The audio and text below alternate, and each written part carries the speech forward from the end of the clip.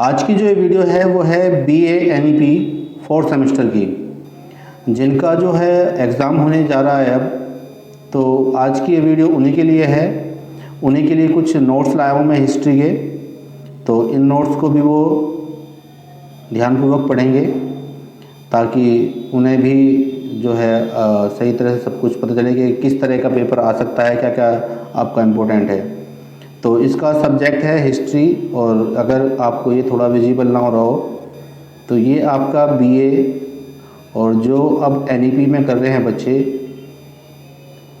उनके लिए ये है आपका 4th सेमेस्टर एग्ज़ाम है आपका भी।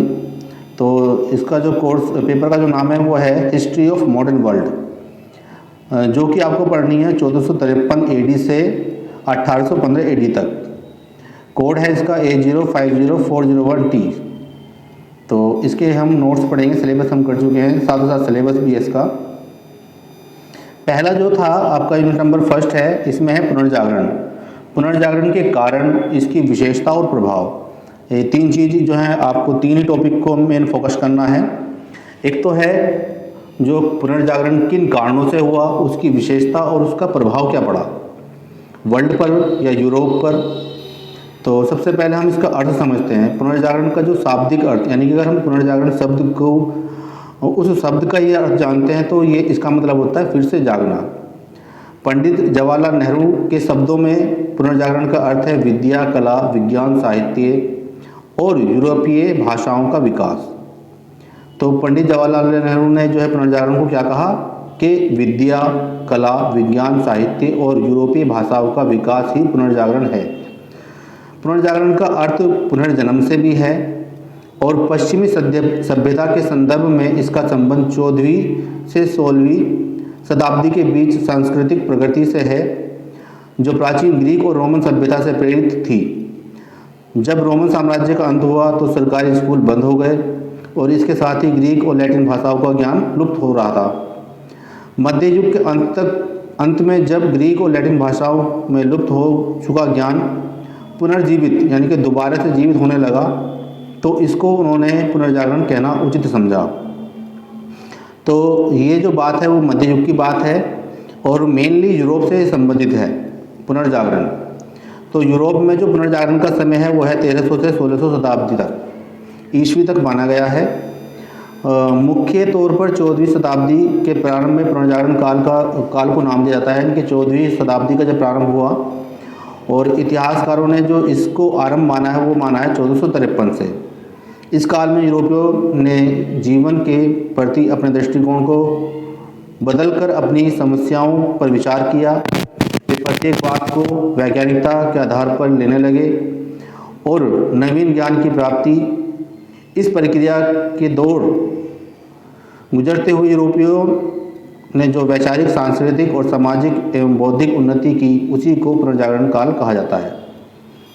तो पुनर्जागरण में जो है यूरोप में एक तो सांस्कृतिक चेंज हुए हैं, सामाजिक बदलाव आए हैं, और उनमें जो बौद्धिक उन्नति हुई है। उन्होंने हर चीज़ को वैज्ञानिक दृष्टिकोण से देखा। तो वहाँ के साहित्य में भी बदलाव हुआ, विज्ञान ने उन्नति करी। तो यही सब कुछ संबंधित है आपका पुनर्जागरण से। तो इसका अर्थ समझने के बाद इसके कारण जानते हैं। तो कुछ ऐसी घटनाएं हुई यूरोप में जिनके कारण पुनर्जागरण जो है यूरोप में होने लगा। पहला है, एक कस्तूनिया राज्य था, कस्तूनिया का पतन। 15वीं शताब्दी की महत्वपूर्ण घटना थी कि 1453 में कस्तूनिया ने रोमन साम्राज्य के पतन से संपूर्ण यूरोप में हलचल मच गई। यानी कस्तूनिया ने रोमन साम्राज्य पर जो है हमला कर दिया, और जिसके कारण यूरोप में हलचल मच गई। तुर्कों ने कस्तूनिया पर कब्जा कर लिया। तुर्कों के अत्याचारों से बचने के लिए वहाँ पर बसे ग्रीक विद्वान, साहित्यकार और कलाकारों ने भागकर इटली में शरण ली। वहाँ पहुंचकर विद्वानों ने यूरोप के अन्य विद्वानों से संपर्क हुआ। इस संपर्क के परिणामस्वरूप यूरोप व उसके अन्य आसपास के देशों में पुनर्जागरण की धारा जो है बहने लगी। उसके बाद जो दूसरा था वो है धर्म युद्धों का प्रभाव, यानी कि धर्म युद्ध।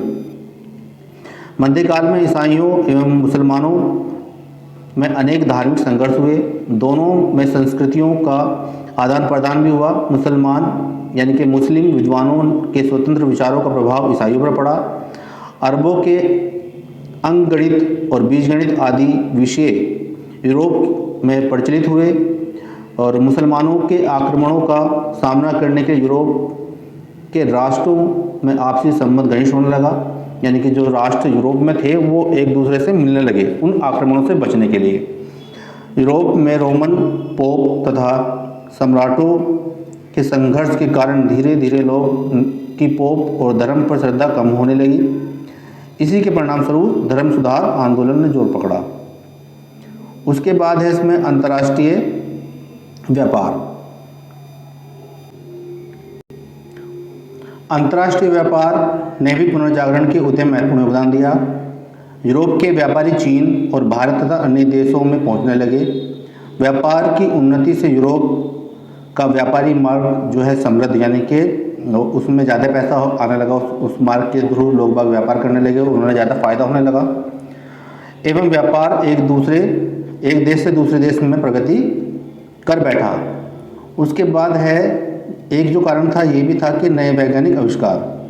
व्यापार के विकास से अधिक धन इकट्ठा हुआ और जो धन बचा हुआ था वो नए आविष्कारों को क्रियान्वित करने में सहायक हुआ। पुनर्जागरण के लिए आवश्यक था कि नए विचारों का प्रचार प्रसार हो।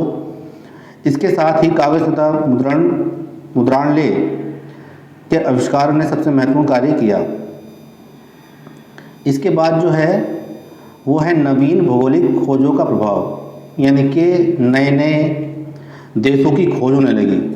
यानी कि जो नवीन भौगोलिक खोजों में यूरोप के साहसिक नाविकों ने पुर्तगाल, स्पेन, फ्रांस, हॉलैंड के नाविकों ने अमेरिका, अफ्रीका, भारत, ऑस्ट्रेलिया आदि देशों को जाने का मार्ग का पता लगाया।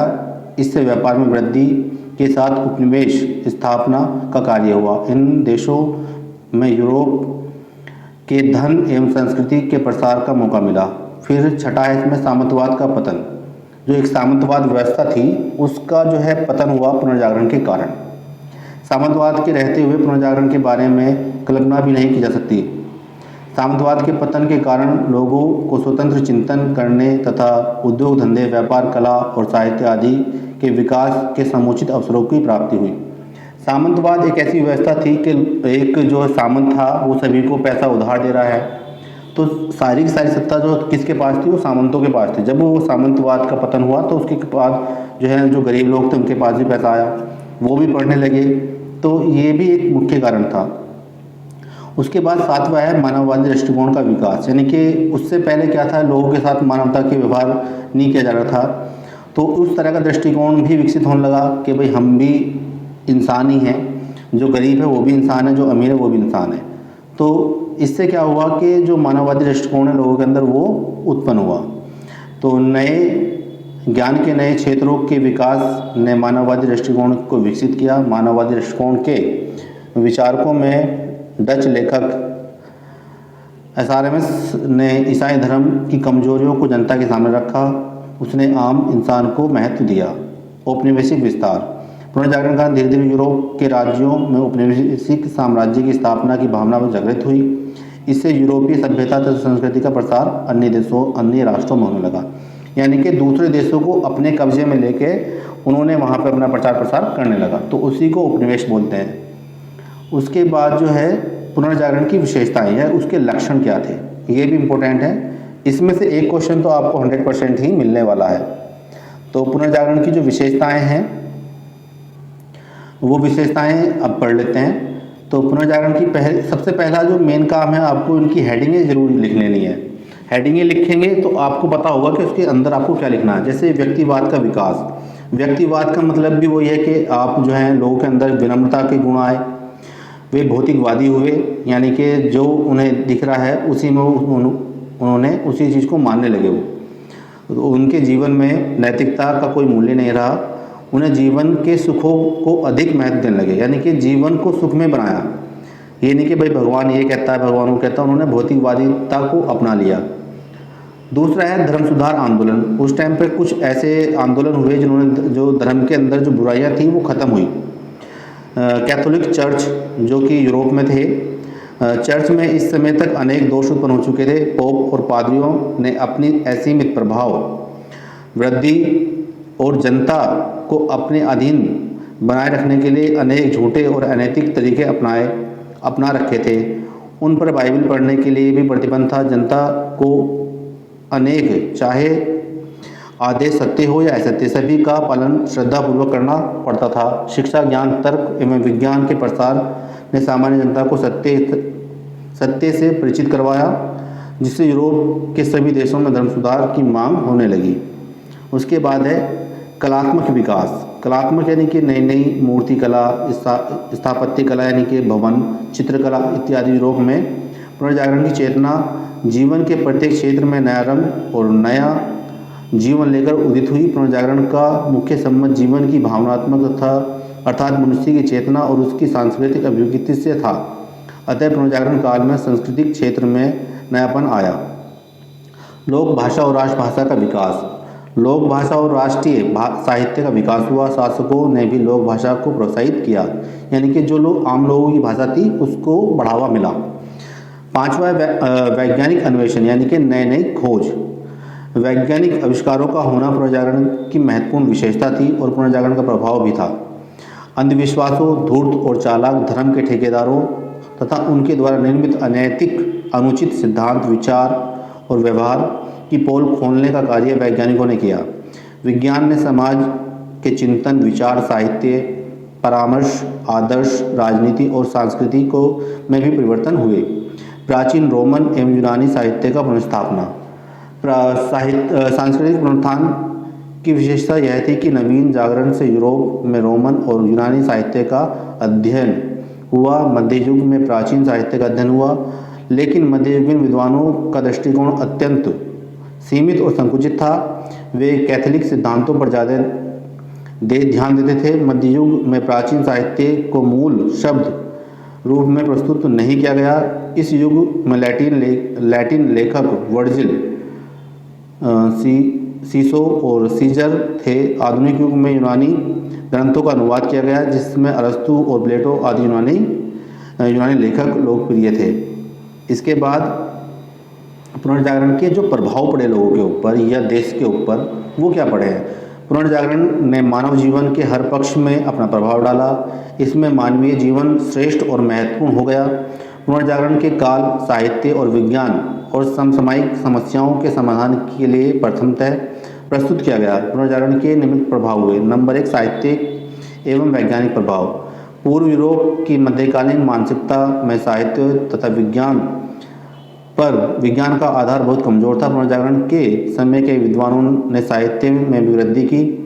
विज्ञान और साहित्य पर कई ग्रंथ लिखे गए। कई वैज्ञानिक उपकरणों का आविष्कार हुए। नए नगरों तथा वर्गों का विकास। व्यापारिक विकास के कारण कई देश में बड़े बड़े नगरों का विकास हुआ। नए नगर शिक्षा विद्या के केंद्र थे। अंधविश्वास और अज्ञानता में विनाश, यानी कि अंधविश्वास खत्म हुआ और अज्ञानता, जब शिक्षा का प्रचार हुआ तो अज्ञानता खत्म हुई। इस आंदोलन का सबसे अधिक प्रभाव बौद्धिक क्षेत्र में पड़ा। रूढ़िवादी मध्ययुगीन यूरोपीय समाज, जिसके जीवन पर चर्चा का व्यापक विकृत प्रभाव था, पुनर्जागरण के ज्ञान मुक्त होकर तर्कशील होने लगे। उसके बाद इसके राजनीतिक प्रभाव भी पड़े।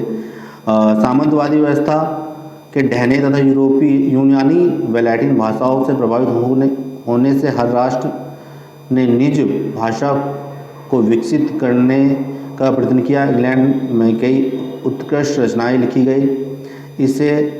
इससे तथा नए राज्यों की स्थापना से यूरोप में राष्ट्रीयता की भावना का प्रसार हुआ। इतिहास पर भी प्रभाव पड़ा इसका। गोर्थों तथा हुणों के आक्रमणों ने प्राचीन व मध्यकालीन घटना तथ्यों के लेखन के बीच अंतराल ला दिया था। अब जनसाधारण में पुनः ऐतिहासिक बोध हुआ। नवीन स्थानों की खोज। पुनर्जागरण के बाद जो है नए नए रास्तों की खोज हुई और जिन्होंने नए नए देशों की खोज की, तो ये भी, और नए विद्यालय स्थापित हुए हैं। इस तरह से नई खोज भी हुई है। आर्थिक प्रभाव भी पड़ा। पुनर्जागरण से जो है कुछ व्यापारिक रास्ते खोजे गए, जिनके कारण जो है व्यापार में भी वृद्धि हुई, बाजार में वृद्धि हुई, उत्पादन में वृद्धि हुई। कला पर प्रभाव पड़ा है। पुनर्जागरण काल में यूरोप यूनानी लैटिन कलाओं का प्रसार हुआ। माइकल एंजेलो जिसने मोसेज तथा डेविड की मूर्तियों का निर्माण किया तथा लियोनार्डो दा विंसी और सिटियन आदि कलाकारों पर यूनानी प्रभाव स्पष्ट है। स्थापत्य कला में गथिक शैली की प्रधानता रही। ग्रीविक और प्लेस्ट्रीन ने संगीत में भी रोमन यूनानी प्रभाव दिखता है। इसके बाद जो आती है इसमें है यूनिट नंबर 2। तो पहली यूनिट के मैंने इंपॉर्टेंट टॉपिक आपको बता दिए, इनमें से आपको एक क्वेश्चन 100% मिलेगा। अच्छी तरह तैयार कर लें, उनकी हेडिंगें जरूर पढ़ लें, उन हेडिंगों को देखकर ही आपको नंबर मिल सकते हैं। तो हेडिंगों पे मेन फोकस रखना है, हेडिंगें आपकी ठीक हों। उसके बाद जो यूनिट नंबर 2 है वो है यूरोप में सुधार आंदोलन और मार्टिन लूथर की भूमिका। मार्टिन लूथर उस टाइम के एक प्रसिद्ध जो हैं विचारक थे, चिंतन किया जिन्होंने और जिन्होंने बताया कि भाई क्या समाज में सही है और क्या गलत है। तो उनके बारे में थोड़ा सा पढ़ लेते हैं। यूरोप के आंदोलन के सुधार में ये तो इम्पोर्टेंट है ही। यूरोप में धर्म सुधार आंदोलन। यूरोप में आधुनिक युग के प्रारंभ होने के साथ साथ जो परिवर्तन प्रारंभ हुए उनमें पुनर्जागरण और धर्म सुधार आंदोलन का विशेष महत्व है। धर्म सुधार आंदोलन 16वीं सदी में प्रारंभ हुए। मार्टिन लूथर को धर्म सुधार आंदोलन का प्रेरणा यानी कि स्टार्टिंग जिन्होंने की माना जाता है। पुनर्जागरण के परिणाम स्वरूप यूरोप के धार्मिक क्षेत्रों में महत्वपूर्ण परिवर्तनों की मांग होने लगी। धार्मिक क्षेत्रों में भी परिवर्तन की मांग को ही धर्म सुधार आंदोलन कहा जाता है। हेज के अनुसार वस्तुतः 16वीं सदी के आरंभ में बौद्धिक जागृति के फलस्वरूप बहुसंख्यक ईसाई कैथोलिक चर्च के कटु आलोचक थे, यानी कि उसकी बुराइयां करते थे और चर्च की संस्था में मूलभूत परिवर्तन चाहते थे। इसी सुधारवादी प्रयास के फलस्वरूप जो धार्मिक आंदोलन हुआ और ईसाई धर्म के जो नवीन धार्मिक संप्रदाय अस्तित्व में आए वे सामूहिक रूप से धर्म सुधार आंदोलन कहलाते हैं। यूरोप में धर्म सुधार आंदोलन कारण नंबर 1 है धार्मिक कारण। चर्च में भ्रष्टाचार। चर्च में तेजी से भ्रष्टाचार फैल रहा था। चर्च को जनता पर कर लगाने का अधिकार था। रोम के पोप ने सीनेट पीटर के गिरजाघर में पुनर्जागरण करने के लिए राशि जुटाना शुरू किया था, इसलिए धर्म सुधारकों ने आवाज़ उठाई। दूसरा है इसमें पोप के अधिकार। पोप के अधिकार जो है बहुत पराकाष्ठा पे थे, यानी कि बहुत ज़्यादा बढ़ गए थे। पोप को एक तरह से भगवान मानने लगे थे लोग। पोप जो है एक निजी न्यायालय जहाँ पे न्याय किया जा रहा लोगों के लिए, वो बन गया था। उनके कानून पोप जो पोप होता था वो कानून भी बना सकता था और वो अपनी तरीके से कानून बना सकता था। उसकी शक्तियाँ जो असीमित थी, यानी कि अपार शक्तियाँ उसके पास थी। इन सभी शक्तियों के आधार पर वह प्रत्येक कार्य कर सकता था, किसी को दंड भी दे सकता और दंड में मृत्यु दंड तक देने का उसके पास अधिकार था, जिसका कोई विरोध नहीं कर सकता। तो जब लोगों के अंदर ज्ञान आया तो उन्होंने उसका विरोध करना स्टार्ट कर दिया। तो ये भी था एक कारण। तीसरा है कैथोलिक चर्च की बुराइयाँ। कैथोलिक चर्च में अनेक दोष थे। कैथोलिक चर्च की बुराइयाँ दूर करने की कोशिश की गई, लेकिन पोप ने प्रस्तावों को नहीं माना। क्षमा पात्रों की बिक्री। एक क्षमा पात्र बनाया जाता था ताकि वो जो चर्च के द्वारा उनको मिलता था, यानी कि उसकी खरीद कर सकते थे लोग बाग, कि किसी ने कोई पाप किया और उसने एक क्षमा पात्र खरीद लिया तो उसे उस पाप से उसे मुक्ति मिल गई। तो इस तरह का प्रावधान था, जो कि बहुत ही इस तरह का व्यवहार था ये, कि भाई इस तरह का नहीं होना चाहिए था। उसके बाद इसके आर्थिक कारण भी थे। कैथोलिक चर्च के पास स्वयं तथा राज्य की भूमि बहुत थी। दूसरी ओर कृषि उन्नति और फिर औद्योगिक क्रांति का प्रारंभ हुआ, जो उद्योग और व्यापार के लिए भूमि की आवश्यकता अनुभव की जाना। श्रमिक, किसान, मध्यवर्गीय व्यापारी आर्थिक कार्यों में सहकारी और राष्ट्रीय आय की वृद्धि करने तथा कैथोलिक पादरी जो सामंत बन चुके थे राजाओं के खिलाफ मध्यकालीन सामंतों का सहयोग कर रहे थे। निरंकुश राजाओं को मध्यम वर्ग ने इनकी जमीन छीनकर इन्हें दिलवाने को कहा और मध्यम वर्ग सामंतों के आक्रमण, विरोध और संकट काल में राजाओं को धन और श्रमिक तथा किसान सैनिक मदद कर रहे थे। अतः चर्च की संपत्ति कैथोलिकों से छीन ली जाने लगी। चर्च को आर्थिक रूप से कमजोर करने के लिए राजाओं ने इसलिए भी निश्चय किया कि उनके बिशप पादरी आदि अपनी भूमि से अवैध और अवैध आय प्राप्त कर अत्यंत विलासी और निरंकुश हो गए थे। धन का उपयोग वह फिजूल खर्ची और सुधारवादियों पर हिंसक आक्रमण करने में तथा राजाओं के खिलाफ कैथोलिक जनता को विद्रोह करने के लिए प्रोत्साहित करने में लगाते थे। चर्च को धार्मिक कार्य के लिए आय का केवल 10वां भाग कर के रूप में लेने का अधिकार था, लेकिन वह पीरसन पेंस, लगान आदि कर भी लेते थे। पोप मोचम पत्रों की बिक्री से भी उन्हें अत्यधिक आय प्राप्त होती थी। तो ये सारे के सारे कारण थे कि भाई जो चर्च थे वो बहुत ज़्यादा धनी, यानी कि चर्च तो एक बिल्डिंग होगी, पर उसको जो चला रहा है वो ज़्यादा ऊपर निकल कर आ रहा है। उसके बाद इसके कुछ राजनीतिक कारण थे, जैसे कर वृद्धि। प्रत्येक ईसाई धर्म को मानने वाले व्यक्ति पर चर्च टाइथ नामक कर लगाया जाता था। इसके अनुसार व्यक्ति आय का दशमांश यानी कि 10वां अंश प्रत्येक व्यक्ति जो को चर्च में देना होता था। इसके अतिरिक्त प्रायश्चित कर, क्षमा पत्र कर आदि अनेक अनावश्यक कर भी लिए जाते थे। लोगों ने वास्तविकता से परिचित होकर इन करों का तीव्र विरोध किया, जिससे धर्माधिकारियों को धर्म सुधार करना आवश्यक हो गया। उसके बाद है राष्ट्रीय भावना का उदय। मध्यकाल का चर्च का प्रभुत्व राज्य पर छा चुका था। पुनर्जागरण काल में वस्तु स्थिति के प्रति सजग विद्वानों ने राजनीति से चर्च को पृथक कर दिया। इससे लोगों में राष्ट्रीय भावना उदित होने लगी। इससे शासक भी वंचित न थे, अपितु वे भी सोचने लगे कि धार्मिक नियमों के निर्माण में यदि राज्य हस्तक्षेप करें तो चर्च भी राज्य से पृथक रहना चाहिए। इस भावना ने पोप एवं शासकों में अधिकारों के प्रति संघर्ष उत्पन्न कर दिया, जिसने जन साधारण चर्च के विरोध में था। कुछ कारण सांस्कृतिक कारण भी थे, जैसे बौद्धिकवाद का विकास, मानववाद, प्रोटेस्टेंट धर्म के उत्थान में मानववाद का प्रभाव पड़ा। मानववाद ने बौद्धिकवाद को जगाया। नए आविष्कारों ने यूरोप में साहस और उत्साह को सतत प्रभावित किया। छापखाने यानी कि जो छपाई के कारखाने का आविष्कार ने विद्वानों में